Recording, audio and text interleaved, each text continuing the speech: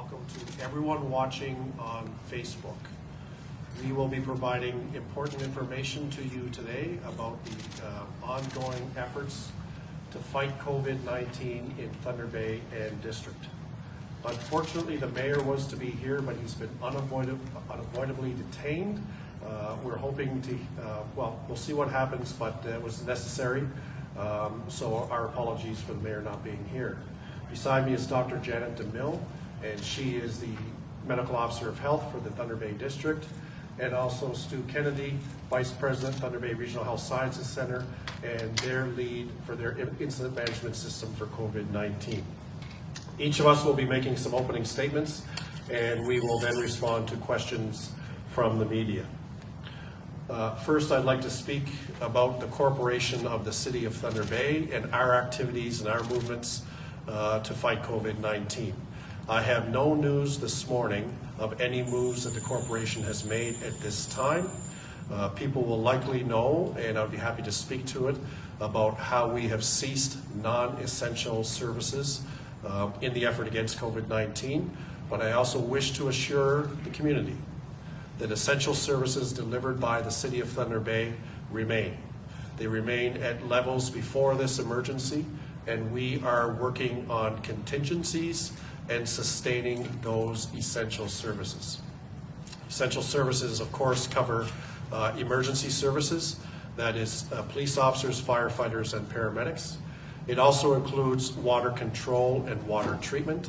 It includes Pioneer Ridge, transit, and many other areas of the corporation, including necessary business functions.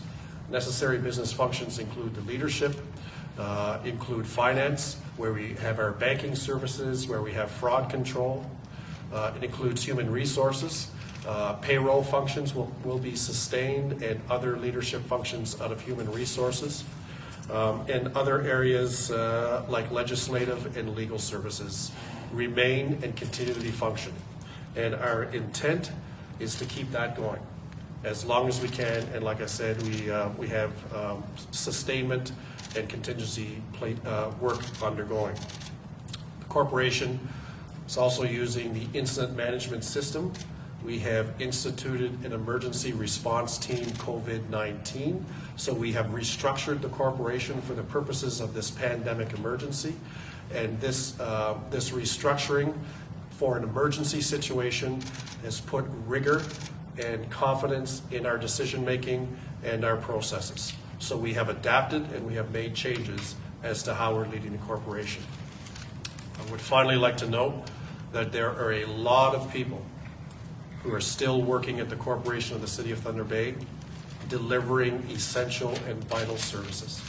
I am grateful to those people who work for the City of Thunder Bay.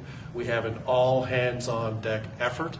Everyone is committed and everyone is dedicated towards delivering those services. I will acknowledge that there is anxiety amongst workers in the City of Thunder Bay, and I think that's totally understandable.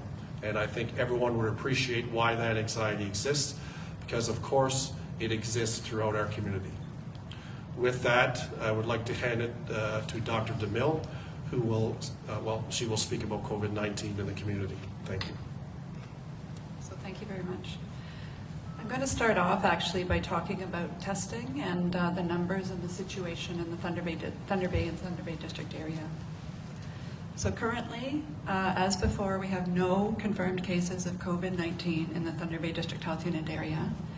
We have, thanks to a number of assessment centers and the community paramedicine program, good access to putting people through to testing, and it has been close to 300 tests have been done. 163 have come back negative, and the rest of them are pending. Again, there's no confirmed cases. And those numbers are from 4:30 yesterday, and I'm expecting more testing is being done today. Across northwestern Ontario, there has only been one confirmed case of COVID-19. That was announced a while ago by Northwestern Health Unit. It was an individual who acquired it while traveling outside the country. And quick action on the part of that health unit and identification of that individual has likely resulted in no ongoing spread from that person. As I noted, and we'll talk about maybe more today, we do have an excellent relationship with the Thunder Bay Regional Health Sciences Center here in Thunder Bay with their assessment center, and we're able to put people through, and we do test according to the case definition and certain testing criteria.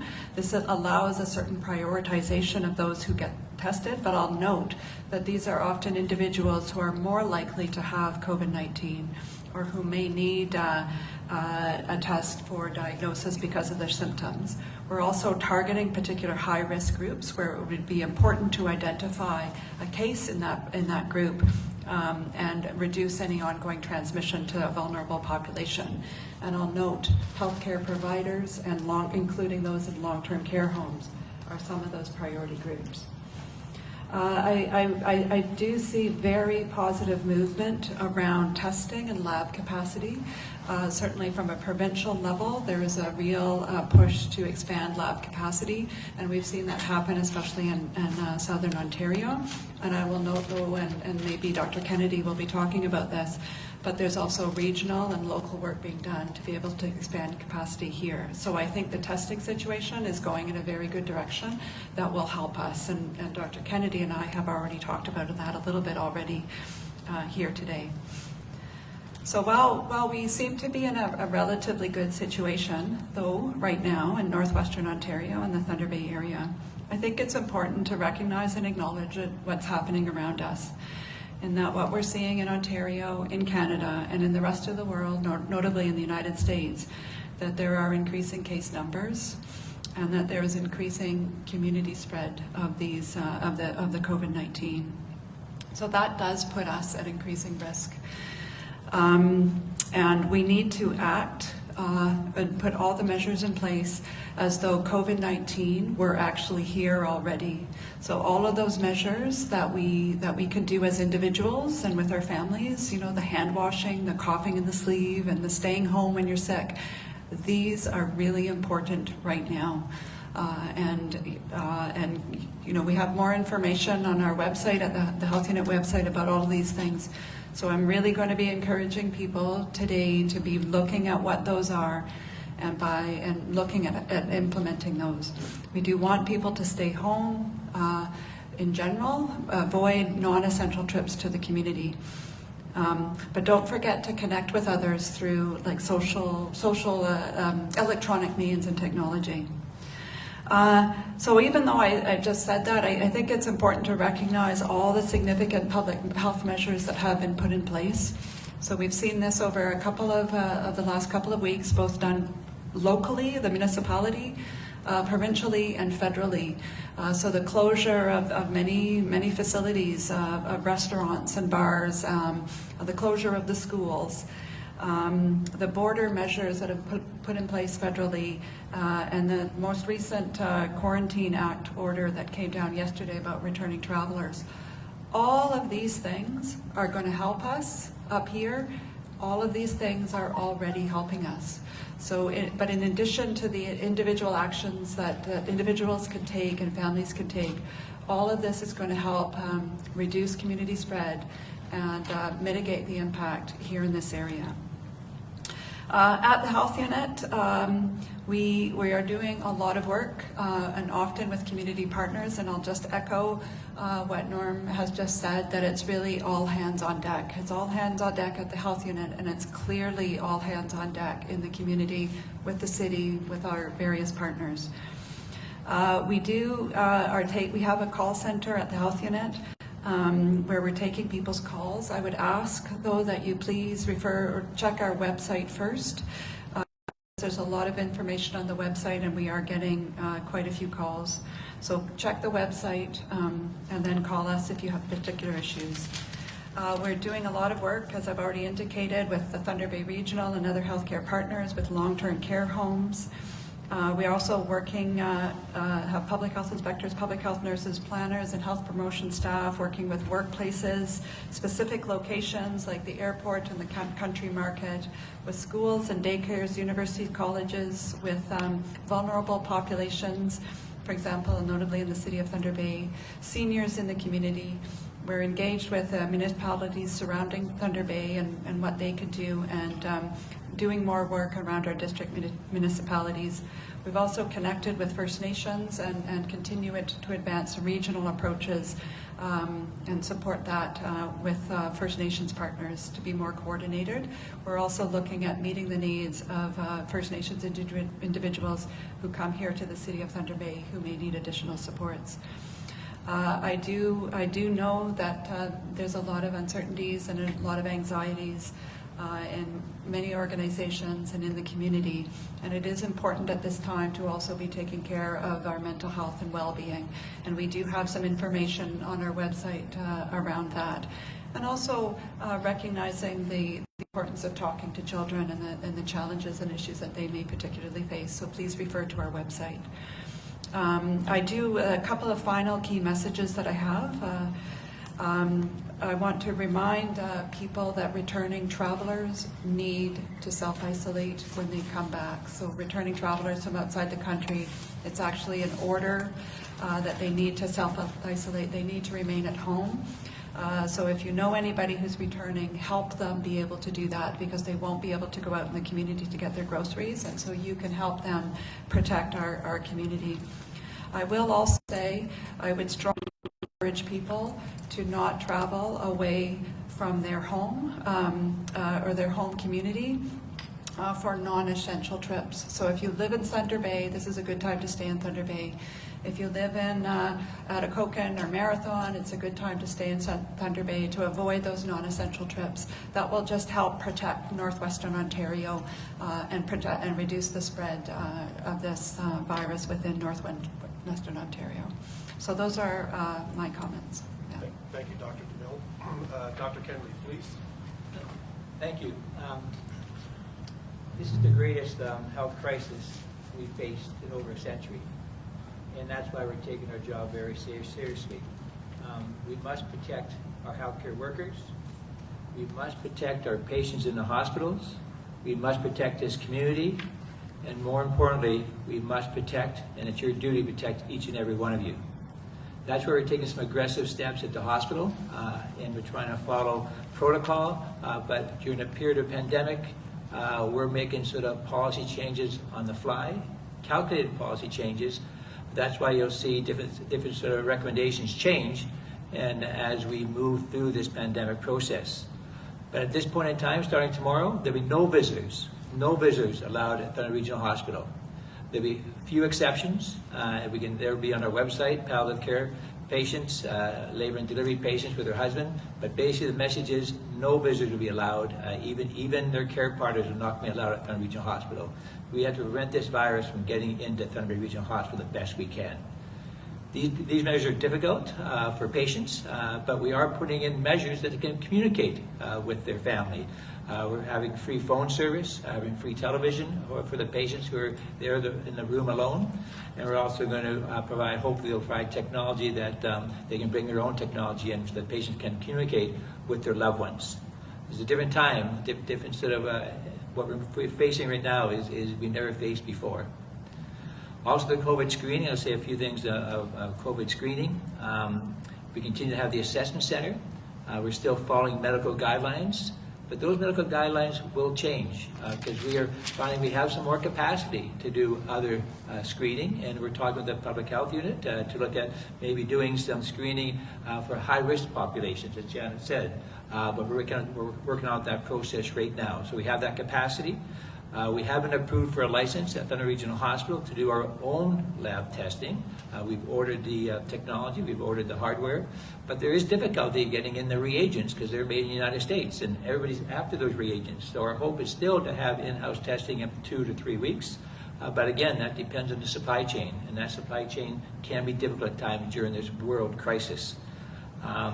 So right now, the turnaround time for these swabs is 4 to 7 days. I'll give you an example this morning. We had a presumptive case come into the emergency department, admitted to the hospital, and I cannot say enough about the nurses. I was on the floor this morning.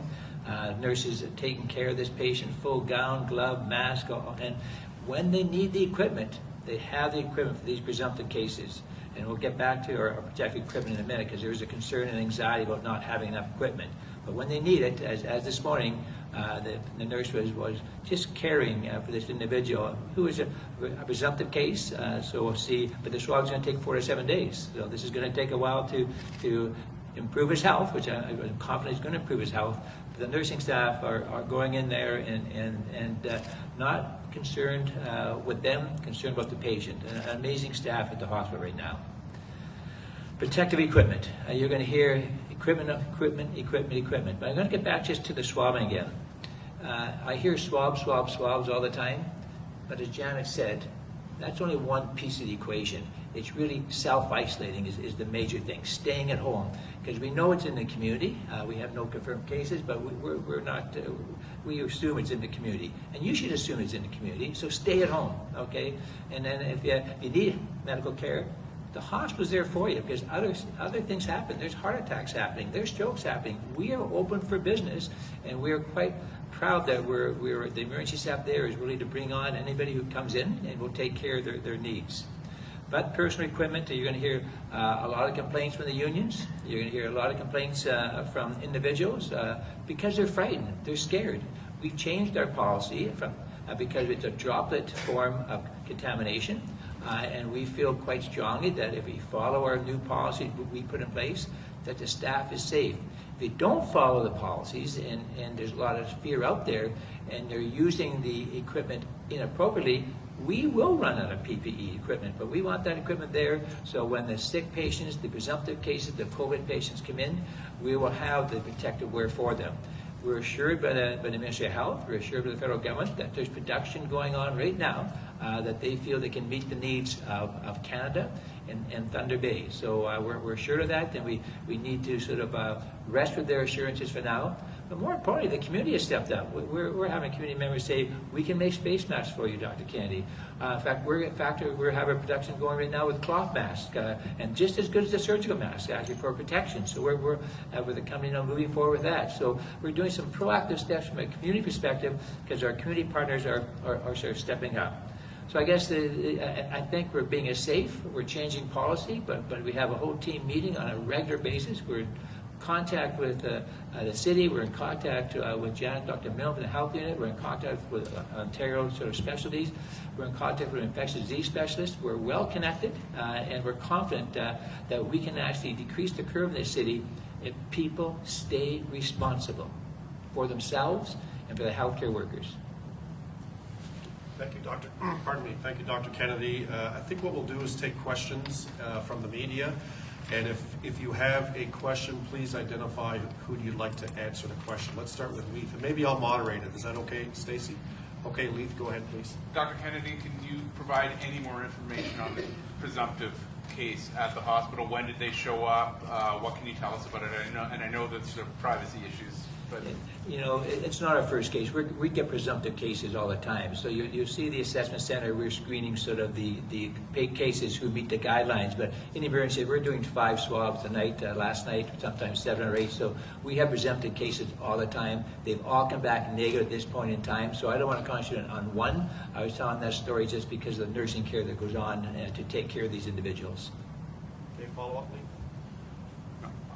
Well, I have a question for you, Norm. If that's okay. Just a follow-up. Maybe I'll just go around to everybody. Okay, who's next? Anybody else? Ryan? Again, this is for Dr. Kennedy. You said all along that you're following guidelines in terms of testing. You said that could be done locally here, I believe in a week or two, you said. But given that there is the community spread in other areas, you said we assume that it's here. When, in your mind, is it the right time to start expanding on the number of people who are being tested? Because the overall number still seems quite low. You know, it's going to be 2 to 3 weeks, hopefully, to get the testing done. But we follow direction from Public Health. Public Health has the information, so we're not going to go rogue and start testing, because it's got to be a scientific approach. It's going to be a consistent scientific approach. We do the right type of screening for these patients. We may start with a high-risk population, but Dr. DeMille and myself are talking on a regular basis, and Johnny may want to comment on that too, actually. But we are going to prepare for it, but I don't have a date at this point in time. And we got to make sure resources, because the more at those cases we do, my turnaround time right now is 4 to 7 days in the high risk cases. That could expand the turnaround time. So we're really prioritizing people that, as I said, that have had some sort of exposure to, other cases of COVID-19 or have some sort of travel exposure. And I think Dr. Kennedy noted another group when I talked about symptoms that people are having, that if it's in the clinical judgment of the clinician involved, they are getting tested. And so when he talks about presumptive cases, that means, somebody's presenting in a manner that looks like COVID-19 or could be, and is getting tested. It's reassuring that all of them have come back negative, and I do hope that this individual is negative as well. But and certainly healthcare workers and long-term care workers are also being tested. So we are testing the priority groups. And part of that had to be that there had to be some limitation on who gets tested because of availability of swabs and testing capacity. But I think that is changing. There's a broader array of swabs that can be used, and I also see provincial work being done to expand locations where testing can be done, and that will be to our benefit, and we will be able to test more people. However, we also see a lot of people who have, the run-of-the-mill cold, and there's many other respiratory viruses, and so sore throats and sniffles. And we've not been testing a lot of those because they don't necessarily have it, and so we do have to manage, and this is taking healthcare resources to be able to do these tests. So we're guided by scientific evidence. I do think, though, that it's going in the right direction in terms of enhancing capacity and our local capacity and turnaround time, which I think will help us quite a bit. So is there kind of just a follow-up, Ryan, to the same question? Yeah, is there kind of a threshold then as to where you're going above just telling people to stay home and that you are testing for it? I mean, is there a specific symptom? Is it the fever? Is it something that will kind of trigger a test? Because I think there's still a lot of confusion out there. There are guidelines that we received, and we've just received some updated guidelines yesterday late in the day, so I haven't had a chance to thoroughly review that, but it does, that guides us as well as other health units in working with their healthcare partners. And I think in terms of who to test, and it's based on the larger context of what's happening, and so I appreciate some flexibility. And then I even started a conversation with Dr. Kennedy today about how might the updated guidelines influence what we're testing and making sure that we have enough swabs and supplies and time at the assessment center to be able to get that done, so that we can provide the local lens on that. Yeah, at this point in time, it's fever, shortness of breath, cough, and travel history. But the key thing is, at this point in time.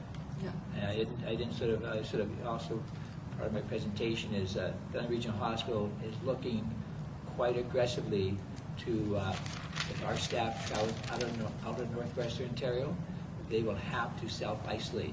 And that's what we encourage. That's what Dr. Mill said, stay at home. So we need to, that will be a positive for the Regional Hospital. If you're a visitor, which we don't have anymore, but sometimes people get in, or you're a staff member, right now we're going to probably make an announcement tomorrow that you have to self-isolate if you travel outside Northwestern Ontario, because we know it's in Toronto, we know it's in Ottawa, there's still flights coming back and forth, so that's going to be our recommendation. Probably there'll be some exceptions, healthcare workers who have to be back and forth, patients who have to travel back and forth, but you'll have more to come for that tomorrow with the guidelines. Okay, Brent? I just wanted to ask about how extensive do you expect testing once it comes online locally? So I think that's hard to say in terms of, it kind of depends on actually what happens. So there's a lot that goes into who should get tested and why, and for what purpose. So there does come a point actually when you start having more significant community spread where you can actually back off the testing. It's the same with influenza every year. You test more aggressively in the first part of an influenza season, but when it starts spreading, there's less point because most people, many people will actually have the flu and should just manage accordingly. So there'll be a lot of inputs that go into what we would be able to do, including what's actually happening. what the risk factors are, the level of symptoms, and the particular higher risk groups. But also the testing, again, is one small component. It's staying at home and following those guidelines. I mean, we'll do some surveillance testing as things move on in consultation with public health, but the most important thing is assume it's there. Stay at home, follow the guidelines. Okay, Jeff, and then we'll go to Lee. With the social distancing thing and how you talked about staying home, yet there's also talk about, go outside and get some exercise. So I think most people understand the idea behind that and keeping your distance, but there's a lot of people that we always see out there who are, they're walking along the street and they're hanging out at the waterfront and they're just goofing off like as if nothing's going on. So you've got stay at home, but go out and get some exercise. How do we make all these distinctions here and get that message across? So I think that's a good point and it's challenging. So we are encouraging people to stay at home as much as possible. We see lots of workplaces closing down, and we want people to be, at home and avoiding non-essential trips into the community. So the people can still go to the grocery store, the pharmacy, to get their needs met. But some of the other, we don't. I mean, the gyms are closed, but we don't want them necessarily congregating in various places, especially in large groups. It's important to realize, though, that it can be very challenging to stay at home. And there are ways of being outside. Now, this, I should say, does not apply to people who are self-isolating. Anybody self-isolating needs to stay in their home and avoid any trips. But for the general people who don't have to self-isolate, it is okay to go outside and maintain, that 2-meter distance. It is okay to go for a walk. It is okay to sit on a back deck. It is okay to talk to your neighbor across the fence, as long as there's that 2-meter distance. And I think part of that kind of messaging is because it can be very isolating to be, alone or kind of restricted to some area, and that has mental health and people's mental well-being can be affected. And so we want to encourage people, if they want it, if it's value to them, they could still go out for a walk, but they still are expected to take those appropriate measures. Okay, Lee. This one's for you, Norm. You mentioned the anxiety amongst city workers, and it's not just city workers, but I think the biggest anxiety is wondering what their status is. Are they going to be paid throughout this layoff? Yeah. How is that going to work, and have any decisions been made on that front? So I acknowledge the anxiety felt by city workers and the community in general. And city workers are no different than anybody else in Thunder Bay, Ontario, Canada, and the world right now. There's high anxiety. Our move was made to protect the safety of the non-essential workers and the community in this period of a global crisis. I appreciate that contributes to enhanced and increased anxiety in these troubled times. And that is why we are working very hard and very fast to provide clear information. Our external environment is changing rapidly and it's volatile. We want to have certainty for the people who do great things for the city of Thunder Bay, and we're going to do that as soon as we can. But are they going to be paid? I will be making announcements soon. Okay, Ryan? Yeah, Norm, and again, I'm just having a little bit of trouble understanding why you can't tell people right now whether they will be paid. I mean, does the buck not stop with you in terms of that decision? And if not, what more information do you need, and where does that come from in order for you to make that decision? So we're going to provide the information as soon as we can, and we're going to do it in a holistic way. And holistic way is important because, first of all, we want to get it right, but the holistic way is important. We have more than 10 collective bargaining agreements within the corporation. We have non-union and non-affiliated workers. We have management. There are different implications for every work area. Also, Ontario has hundreds of pieces of legislation. A lot of this legislation speaks directly to certain types of workers. And the respective legislation also implicates, these decisions moving forward. So that's why we don't have it yet. It's complicated. But I appreciate, and I know that there's anxiety for our workers. We're moving as fast as we can, and the information we provide will be good and correct. In regards to the legislative piece, is it that there's still some unclarity given the unprecedented nature of this situation as to what the legislation means in a time like this? It would be imprudent for me to make any specific comment on that or speculate in any way. My point is simply is that this is complicated and there's many moving parts and many pieces that feed into the decision. That's it. Okay. Final comment. So thank you again to the media and those watching. May I say that the words and the advice of Dr. DeMille and Dr. Kennedy are very important. It matters. It matters for you. It matters for me. It matters for the people who are providing services for the City of Thunder Bay and everybody here, that advice is heeded and taken seriously. Do that. Thank you.